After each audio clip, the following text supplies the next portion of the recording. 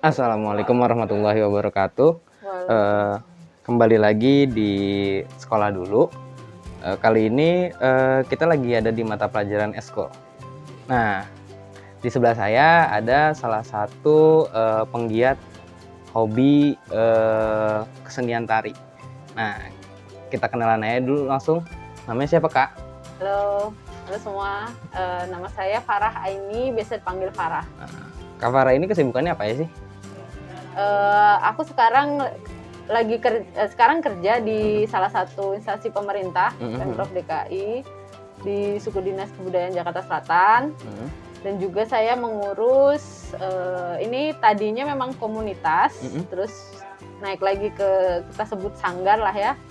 Dan sekarang kita sudah naik lagi ke yayasan. Jadi bentuknya adalah yayasan Spadara Warna Indonesia. Apa tuh, Kak, Spadara Warna Indonesia itu? Lebih ke apa sih?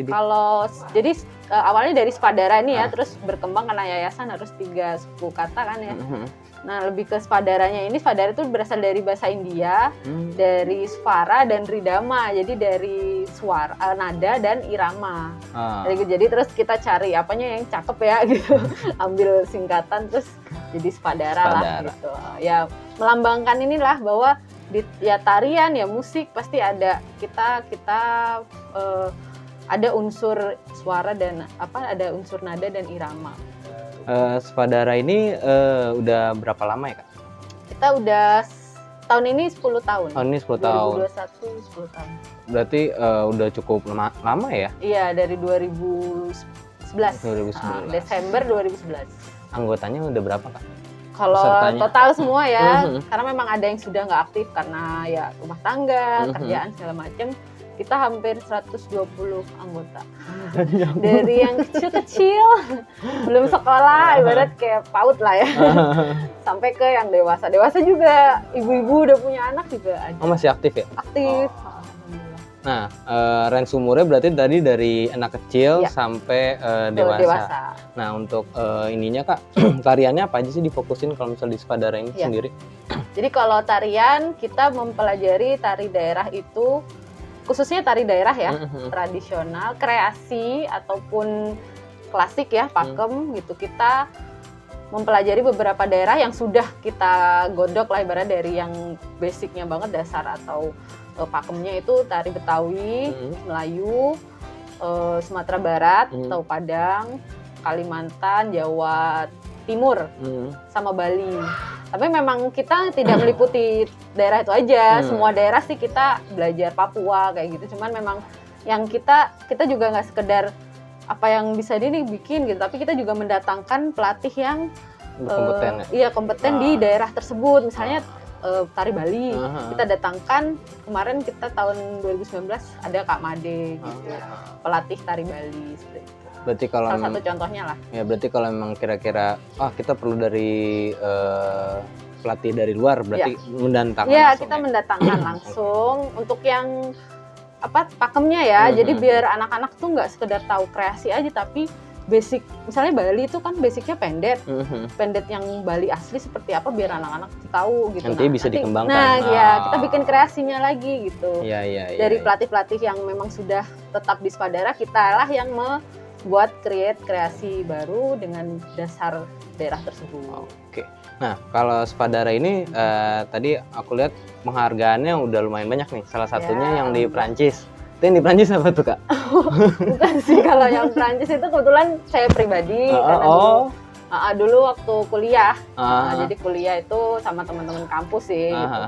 Dari situ berkembang karena udah punya pengalaman ngurus grup ke luar negeri, akhirnya saya bawalah ke sanggar ini gitu. Jadi itu sebelum berdirinya Spadara lah ya. Sebelum berdiri Spadara.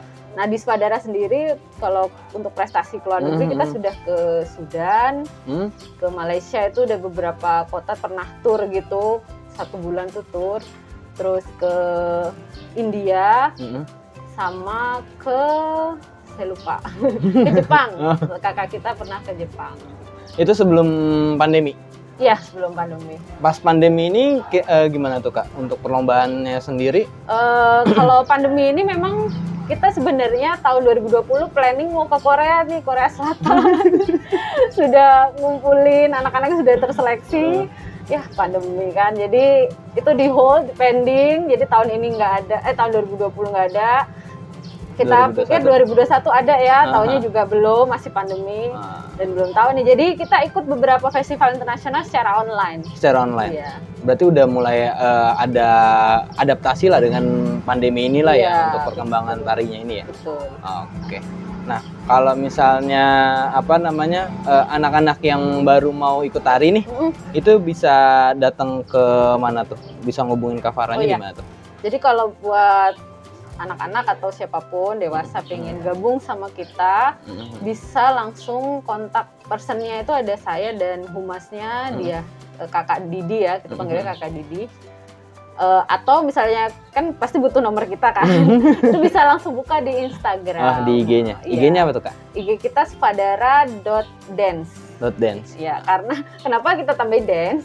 Karena memang alhamdulillah Spadara ini nggak hanya bergerak di bidang pelatihan tari saja, tapi kita berkembang ke wirausahaan juga gitu. Jadi kita ada Spadara make up, aku agak lupa.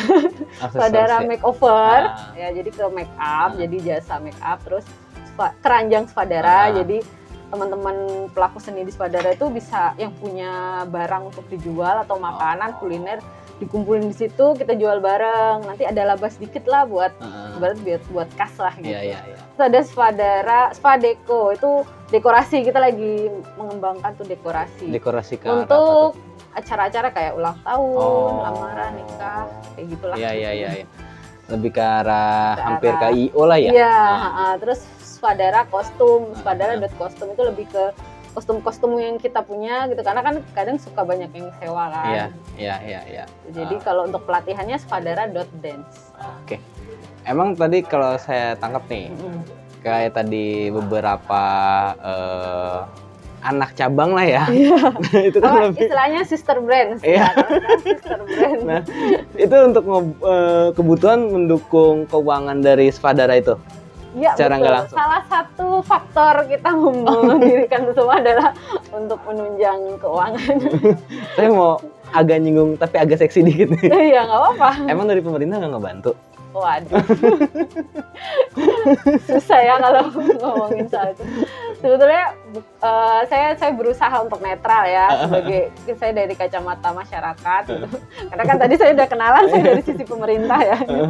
Bukan jadi kalau dari sisi pemerintah sejauh ini kita dapat perhatian sih, dari pemerintah tuh dapat perhatian tapi memang kita tahulah anggaran dari pemerintah itu mungkin terbatas, tidak dalam bentuk materi gitu. Perhatian mereka dalam bentuk ada hibah seperti hibah alat musik gitu. Lalu saat pandemi seperti ini ada bantuan sosial dalam bentuk sembako kayak gitu. Jadi ada bentuk perhatian mereka. Lalu pernah juga kita didatengin dari kantor saya juga dan beberapa kali untuk diambillah aktivitas seperti mas-masnya ini gitu. Dan untuk diangkat, dipromosikan lah kayak gitu. Terus ada lagi nih satu ya, jadi kita jangan terlalu skeptis juga sama pemerintah ya. Gitu. Ya memang agak sensitif ya ngomong ini. Jadi kita juga diberdayakan gitu. Jadi ada pembinaan dan pemberdayaan juga dari pemerintah gitu. Dalam artian begini, saat mereka ada event nih kayak kalau lagi nggak pandemi kan ada festival, kecuti palang pintu, segala macam lah itu. Nah, nggak dari kita juga sih, ada beberapa sanggar-sanggar lain diajak gitu, ibaratnya dikasih job. Untuk ditanggap lah, kalau orang kesenian kan ditanggap untuk main di acara tersebut. Jadi itulah bentuk sisi perhatian pemerintah ke kami. Berarti beberapa sanggar yang ada di lingkup pemerintahan khususnya DKI ini diajak ke salah satu event yang diselenggarakan. Contohnya festival Palang Kembang ya? Iya, itu salah satu contoh ya. Gitu. Dan masih banyak festival-festival yang lain. Gitu. Dan kalau mereka ngadain lomba juga kita diundang. Gitu kan bentuk pembinaan kan. Tapi memang kalau ibaratnya gini sih, ini dari dua sisi ya. Kalau dari pemerintah pengennya sih bantu dalam bentuk uang gitu, apalagi pandemi begini. Tapi memang kalau saya dari sisi sanggar dalam artian begini, ada beberapa komunitas yang mungkin kita pengen dapat perhatiannya dikasih dong, gitu. Ibaratnya tangan di bawah nih. Tapi kalau dari saya, kita juga pengen begitu, tapi saya nggak pengen yang jatuhnya kita mengemis bantuan.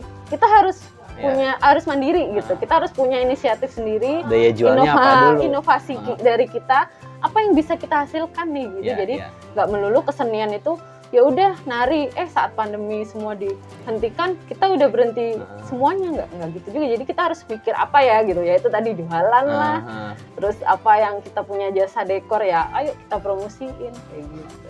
Nah berarti kan lebih, kalau misal di Spadara ini lebih ke sanggar tarinya ya. Nah betul. Untuk yang ketika lagi nggak pandemi sih, berarti kan latihannya itu secara langsung. Iya, betul. Nah kalau misalnya lagi pandemi ini gimana nih Kak?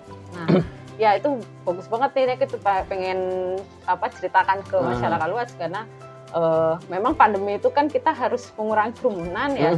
Awal 2020 saat awal banget pandemi itu kita benar-benar off tuh 3 bulan, nggak ada latihan, nggak ada, belum marak online kan, terus akhirnya udah mulai online, terus banyak pengetahuan juga kan tentang yang Zoom meeting, Google segala macam. Kita mulai di bulan Juni kalau nggak Juli gitu, itu udah 2020. Baru mulai kita buat namanya Spadara New Curriculum. Jadi kayak di model kita ada kurikulumnya gitu loh.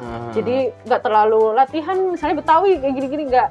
Jadi kita kasih bikin konten di YouTube, terus di-share ke anak-anak belajar di rumah. Jadi kayak olah tubuh kecil-kecil lah biar mereka latihan bikin konten. Itu namanya Spadara New Curriculum. Setelah itu baru udah tahun lalu apa namanya PSBB ya.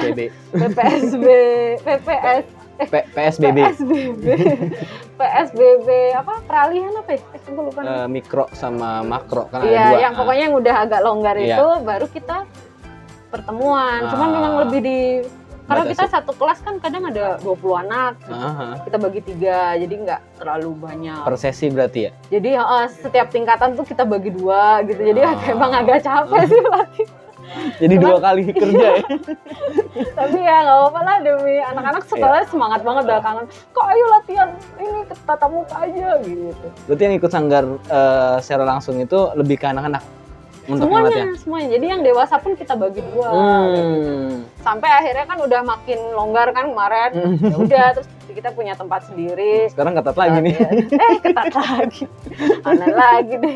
Tapi ini ya masih ada lah kita latihan yang bener-bener saya maksimalin cuma 4 anak. 4 anak. Karena ada kita pelatihnya kan. Kalau makin banyak nanti. Jadi 4 anggota kita kayak itu, buat nyontoh kayak ngasih. Kalau sendirian ngos-ngosan deh. Online ngos-ngosan. Itu di apa namanya gilir nggak? Tukeran nggak gitu? Untuk yang 4 siswa itu? Iya betul. Jadi ada penjadwalannya? Iya. 4. Terus kita juga nggak ajak teman-teman yang di luar Jakarta, kayak di Depok itu nggak, kasihan kan. Mereka jalannya ditutup segala macam. Jadi kayak minggu lalu siapa-siapa gitu kan, yang ini putar lagi, ganti lagi anak. Di rolling lah ya berarti. Oke. Yang sisanya ya di rumah online. Nah, ada hambatan nggak kalau misalnya pembelajaran seni secara online itu? Waduh, banyak. Satu, teman-teman yang biasanya kita ibaratnya aktif misalnya 25 nih, paling setengahnya yang mau online gitu, lainnya males. Yang on cam atau?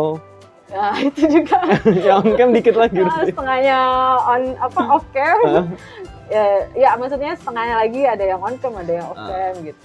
Karena mereka mungkin terhambat ya media elektroniknya, terus juga kadang sinyal gitu. Terus ada lagi nih hambatan baru, karena nggak semua dari teman-teman itu mampu membaca gerak, maksudnya melihat contoh dari video. Kan kita kasih tutorial juga tuh, kita rekam nih gerakan, terus di-share ke mereka. Saat pertemuan kita udah tinggal ngulang-ngulang aja gitu. Nah, tapi sebagian besar pada nggak semuanya bisa gitu membaca ngepelajarin gerak langsung dari video, itu nggak semuanya bisa. Berarti ada ini dong, berarti kurikulum atau program-programnya ada yang basic, terus ada yang ini. Betul. Nah untuk yang baru itu biasanya gimana tuh Kak? Iya, memang semakin besar ini ya, maksudnya semakin banyak anggota, kita harus berpikir keras gimana biar semuanya itu dapat materi atau pembelajaran yang sesuai porsinya gitu. Memang jadinya ke sini-sini nih kita udah mulai punya kelas gitu, dari kelas yang basic banget. Sebenarnya kelas basic ini untuk anak kecil ya, untuk yang usianya ya pokoknya yang masih baru banget dan kecil-kecil lah. Itu ke tingkat dasar.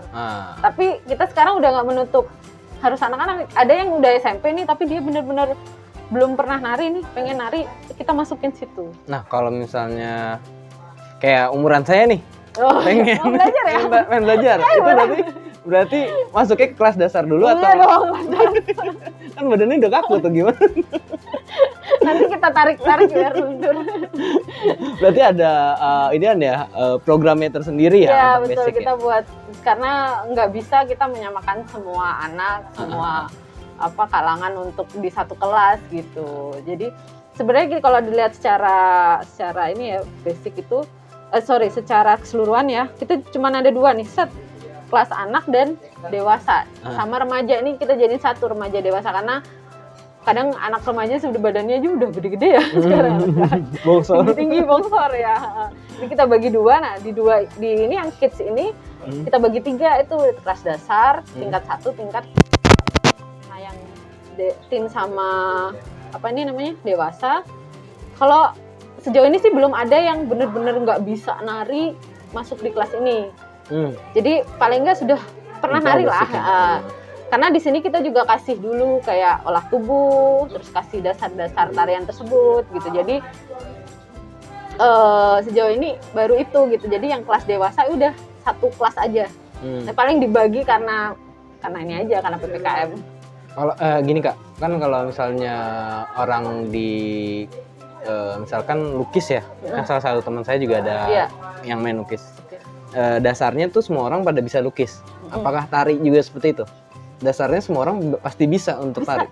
Walaupun sekaku apapun badannya pasti bisa. Berarti nggak usah takut untuk mencoba ya? Betul. Coba kalau ini sejauh. Jadi ada orang seperti ini, dia gak bisa nari, tapi punya kemampuan sebenarnya, dia keinginan gitu, ada keinginan keras nih dan ada bakat gitu ke situ. Ada juga orang yang nggak bisa, benar-benar kaku dan nggak mau nari, ya itu udah level yang paling udah agak susah lah masuk untuk ke kita gitu. Ada yang itu tadi yang badannya kaku, belum bisa, tapi dia ada kemauan dan ada bakat nih sebenarnya. Ada yang memang dia nggak terlalu suka nari, tapi dia lentur gitu, lentur. Jadi juga belum tentu bisa ikut nari gitu. Jadi jangan khawatir selama teman-teman punya kemauan, keinginan gitu. Latihan aja. Datang aja, misalnya mau gabung dimanapun gitu kan. Datang aja latihan. Pasti nanti cepet kok. Nah, untuk teman-teman yang laki-laki gimana nih Kak? Kan laki-laki biasanya rada malu. Itu juga jadi masalah kita. Karena kita minim banget cowok. Kalau bisa dihitung dari 120, cowok itu 2 itu ada 2 diantaranya adalah pelatih kita. Jadi lebih ke pengurus. Kalau yang anggota, dulu pernah ada ya 2-3 lah. Terus menghilang gitu karena kurang. Sekarang cuma ada 2 anggotanya. Aku lagi mau nanya ke arah sana tuh. Kenapa sih laki-laki itu susah? Maksudnya tiba-tiba mungkin udah in terus out lagi. Kenapa tuh kira-kira? Ya, yang pertama mungkin memang karena ibarat kalau di lingkup tari adalah mereka minoritas ya. Tapi bukan minoritas dalam arti negatif atau apa, tapi minoritas ya memang sedikit orang yang cowok yang mau nari gitu, karena memang mungkin persepsinya adalah kok cowok nari sih gitu tabu kan. lah ya. Padahal nggak juga misalnya kalau di pendidikan aja kan, di sekolah tari banyak juga cowoknya gitu. Tapi memang banyak stigma bahwa penari cowok itu agak, mohon maaf ya, saya bukannya main, jadi agak lebih feminim gitu lah ya, kita bahasanya lebih feminim gitu. Itu gitu. Jadi mungkin cowok-cowok yang macho ibaratnya, bukan yang feminim, pengen nari, nah gengsi mungkin gitu. Kalau sendirian mungkin agak canggung. Tapi kalau mungkin dia ada teman 2-3 pasti akan maulah gitu. Padahal di kesenian tari itu untuk laki-laki banyak ya? Banyak, justru dibutuhkan banget. Wah, justru saya itu gimana ya, melihat penari cowok itu, kita malah pengennya jangan sampai penari cowok itu di luar nari jadi feminim gitu loh. Biarkan dia, kalaupun dia feminim, tapi saat menari tunjukkan wibawanya. Nah, ya memang dia bentuk badannya adalah menari cowok gitu, menari laki-laki. Nah, itu yang pengen kita bangun. Di sini kita juga ada kan teman penarinya ada 2 nih cowok nih. Mereka saat menari ya jadi gagah. Maksudnya jangan dianggap seperti itu. Dianggap stigma itu tadi ya lebih feminim. Udah nggak zaman lah ya, iya, gitu-gitu. Tinggalin tuh gitu-gitu. Betul, bahwa malah kalau menurut saya malah penari cowok itu keren banget kalau melestarikan budaya juga. Apalagi melestarikan budaya dan saat menari kan mereka gagah. Nggak mungkin kita kasih karakter yang ini kan gitu, yang lebih melo nggak mungkin. Pasti punya dia karakter di dalam tarian tuh pasti gagah. Memang sebagai laki-laki gitu. Nah Kak, sebelum jadi teman saya ada salah satu nih mau nyoba nih tari ini. Oh gitu. Tapi sebelum itu saya mau nanya dulu nih sama Kakak. Harapan Kakak untuk kesenian tari ini ke depannya seperti apa, dan harapan Kakak terhadap kesenian tari ini dari sudut pandang pemerintah. Gitu. Maksudnya saya sebagai masyarakat untuk pemerintah atau saya sebagai dari jadi gini, kalau misal yang pertama itu sudut pandang Kakak terhadap kesenian tari ke depannya seperti apa. Nah, terus harapan Kakak dari pemerintah untuk kesenian tari ini ke depannya kayak gimana? Dari masyarakat. Harapan saya sih kesenian tari ini terutama tari tradisional itu memang harus kita udah nggak lagi ngomongin soal ayo kita lestarikan, kita jaga kayak gitu.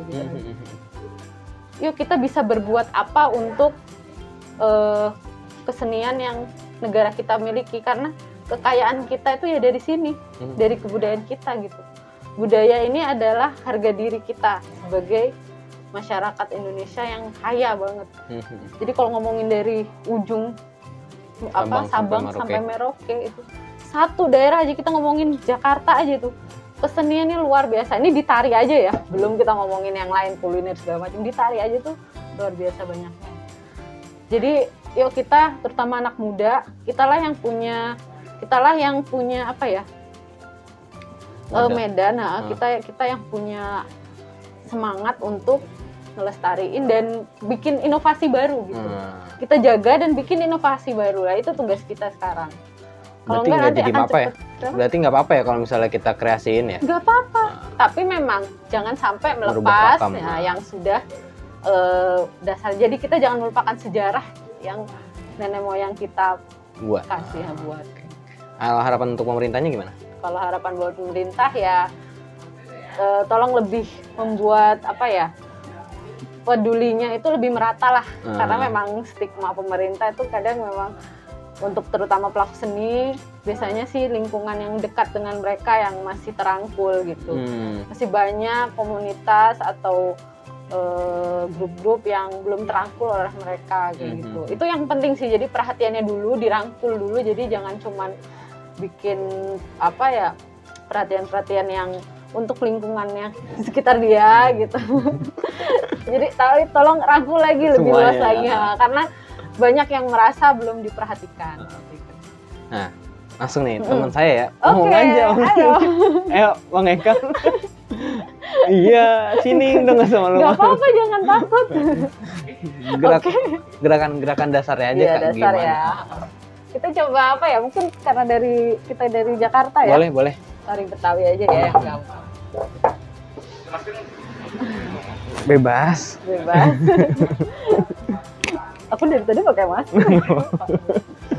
Oke, kita mulai ya. Ini seolah-olah nanti aku akan berlawanan gitu ya. Ceritanya ini kita ngibing, kalau di Betawi ada ngibing. Jadi kamu kanan dulu, kanan. Ini tangannya nanti gini ya, gagah ya. Ya kanan, kiri, kanan, gini, set, titik kirinya. Ya, angkat, ini kelihatan nggak dianya? Oke, ya. Setelah itu dari sini titik, langkahin kaki kanan lagi. Kanan, kiri, kanan, kiri, titik. Iya.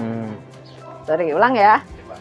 Lagi kanan, tangannya kiri ya. Jadi jangan gini nanti kayak robot. Oke. Kanan, kiri, kanan, titik. Waduh, jago. Kayaknya anggota baru nih. Iya, bisa. Oke. Dari sini kaki kirinya langkah ya. Kiri, tadi salah gue.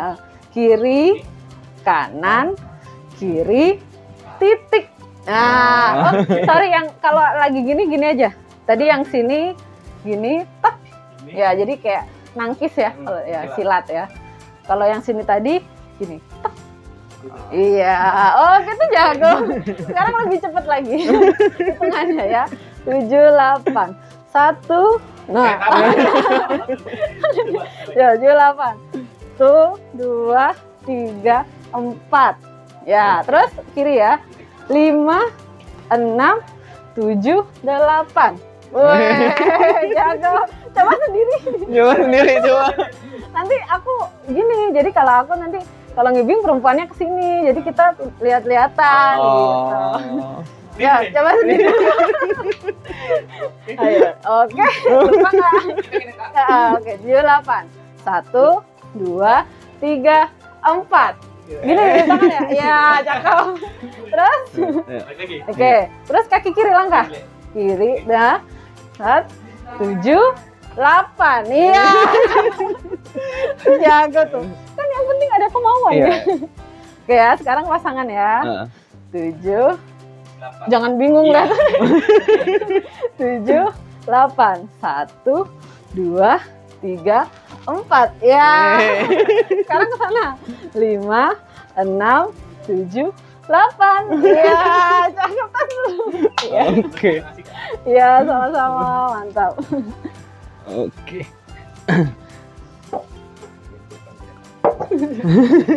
Serius ini mau gabung? Demi konten gitu. Konten aja. Oke. Itu tadi tarian dari salah satu Iya, Jakarta Betawi, ya? Jakarta. Namanya apa, Kak? Ngibing aja sih, jadi ngibing itu kayak tari pergaulan gitu, laki-laki perempuan. Oke. Mungkin nanti ngebahas lebih detailnya lagi di konten selanjutnya ya, Kak? Iya, siap. Oke. Teman-teman, untuk konten eskul ini cukup sampai sekian. Nanti kita lanjut lagi di konten SBK, Sejarah, Budaya, dan Kesenian. Oke. Assalamualaikum warahmatullahi wabarakatuh.